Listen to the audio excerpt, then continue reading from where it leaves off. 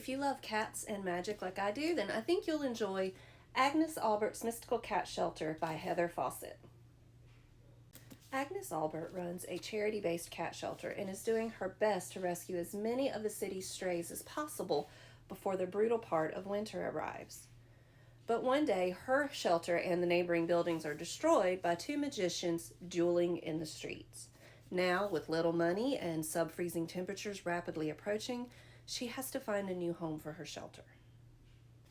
The only landlord willing to rent space to a cat shelter is a mysterious man named Havelock, who also happens to be the world's most infamous magician and is running an illegal magic shop out of his basement. One day, a scheming magician shows up looking for Havelock and puts the magic shop and the shelter in danger. Now Agnes must team up with the notorious Havelock to save her shelter.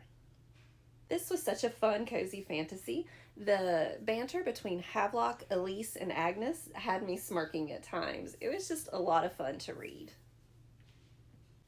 The cats' antics also had me chuckling at times. I loved that they all had their own personalities and that they were just as much characters in the story as the humans.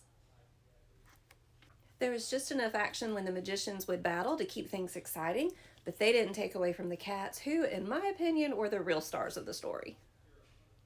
I really connected with Agnes and her desire to save the cats in her city, and I love that the entire story is based around a cat rescue.